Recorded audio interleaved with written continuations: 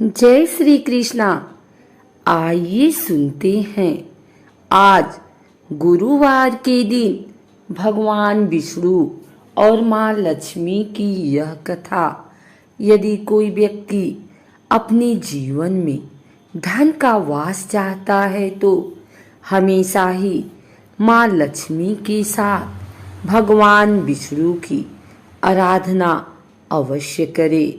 इन दोनों का रिश्ता काफी शुद्ध व सर्वश्रेष्ठ माना जाता है। परंतु ऐसा क्या हुआ था जो लक्ष्मी जी के कारण भगवान विष्णु की आंखें भर आई। पुराणों में विख्यात एक कथा के अनुसार लक्ष्मी जी की किस बात से विष्णु जी इतने निराश हो गए। पुराणों में लिखी एक कथा के अनुसार एक बार भगवान विष्णु शीर्षनाग पर बैठे बैठे उदास हो गए और उन्होंने धरती पर जाने का विचार बनाया। धरती पर जाने का मन बनाते ही विष्णु जी जाने की तैयारियों में लग गए। अपने स्वामी को तैयार होता देखकर लक्ष्मी माँ ने उनसे पूछा, स्वामी आप कहाँ जाने की तैयारी में लगे हैं। जिसके उत्तर में विष्णु जी ने कहा, हे लक्ष्मी मैं धरती लोक पर घूमने जा रहा हूँ। यह सुन माँ लक्ष्मी जी का भी धरती पर जाने का मन हुआ और उन्होंने श्री हरि से इसकी आज्ञा मांगी।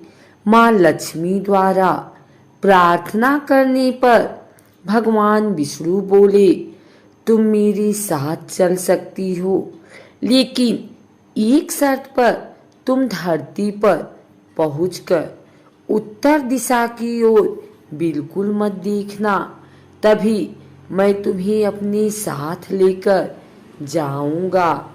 यह सुनते ही माता लक्ष्मी ने हाँ कह दिया और विष्णु जी के साथ धरती लोक जाने के लिए तैयार हो गई।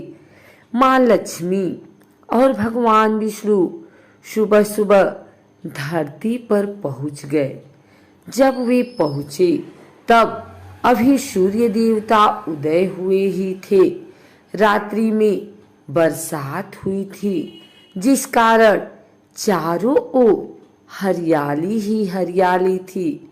धरती बेहद सुंदर दिख रही थी, जिसके फलस्वरूप माँ लक्ष्मी मंत्र मुग्ध होकर धरती के चारों ओर देख रही थी और भूल गई कि पति को क्या वचन देकर आई हैं।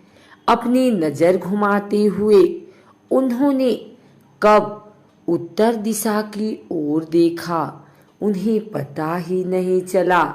मन ही मन मुग्ध हुई माँ लक्ष्मी जी ने जब उत्तर दिशा की ओर देखा तो उन्हें एक सुंदर बगीचा नजर आया।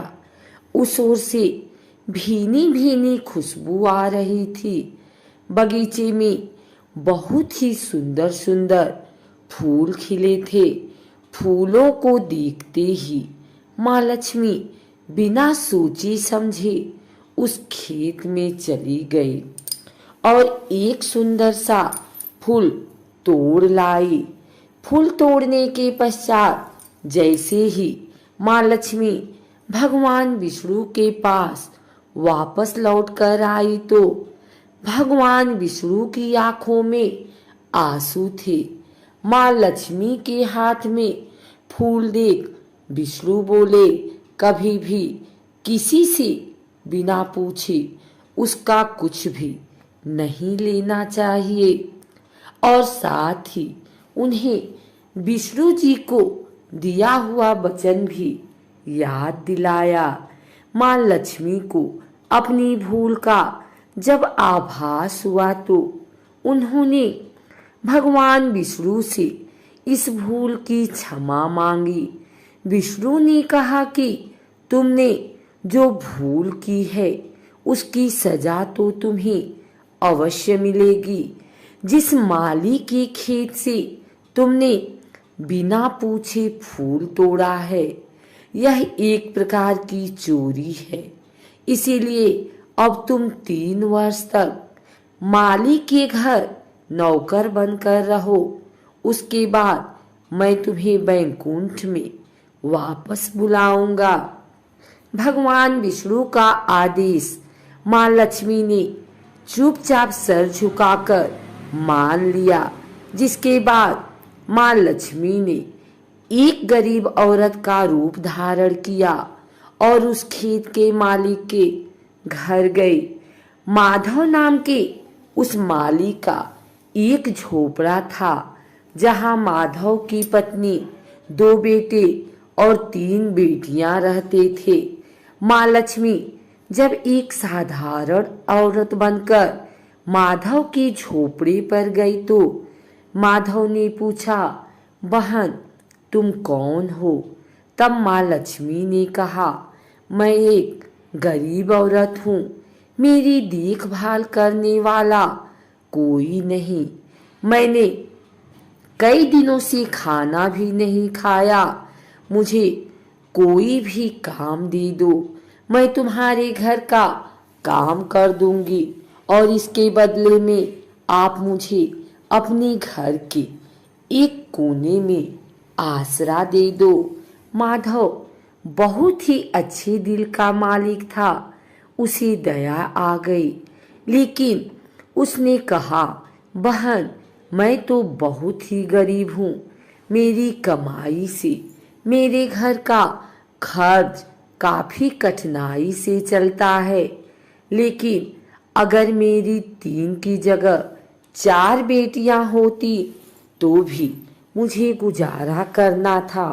अगर तुम मेरी बेटी बनकर जैसा रूखा सूखा हम खाते हैं उसमें खुश रह सकती हो तो बेटी अंदर आ जाओ। माधव ने माँ लक्ष्मी को अपने झोपड़े में शरण दी और माँ लक्ष्मी 3 साल उस माधव के घर पर नौकरानी बनकर रही।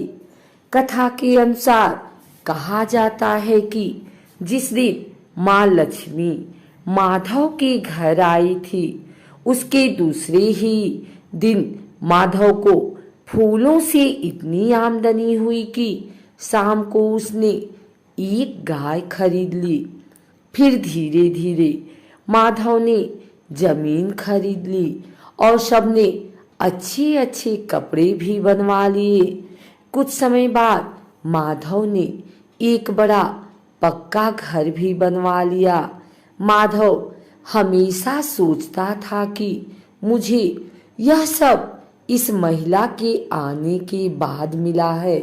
इस बेटी के रूप में मेरी किस्मत आ गई है। एक दिन माधव जब अपने खेतों से काम खत्म करके घर आया तो उसने अपने घर के द्वार पर गहनों से लदी एक देवी स्वरूप औरत को देखा। जब निकट गया तो उसे आभास हुआ कि यह तो मेरी मुंह बोली चौथी बेटी यानी वही औरत है। कुछ समय के बाद वह समझ गया कि यह देवी कोई और नहीं बल्कि स्वयं माँ लक्ष्मी है। यह जानकर माधव बोला, हे माँ हमें क्षमा करें, हमने आपसे अनजाने में ही घर और खेत में काम करवाया। हे माँ यह कैसा अपराध हो गया, हे माँ हम सबको माफ कर दे। यह सुन माँ लक्ष्मी मुस्कुराई और बोली, हे माधव तुम बहुत ही अच्छे और दयालु व्यक्ति हो। तुमने मुझे अपनी बेटी की तरह रखा, अपने परिवार का सदस्य बनाया। इसके बदले मैं तुम्हें वरदान देती हूँ कि तुम्हारे पास कभी भी खुशियों की और धन की कमी नहीं रहेगी। तुम्हारे सारे सुख मिलेंगे जिसके तुम हकदार हो। इसके पश्चात माँ लक्ष्मी अपने स्वामी के द्वारा भेजे रथ में बैठकर बैकुंठ चली गई।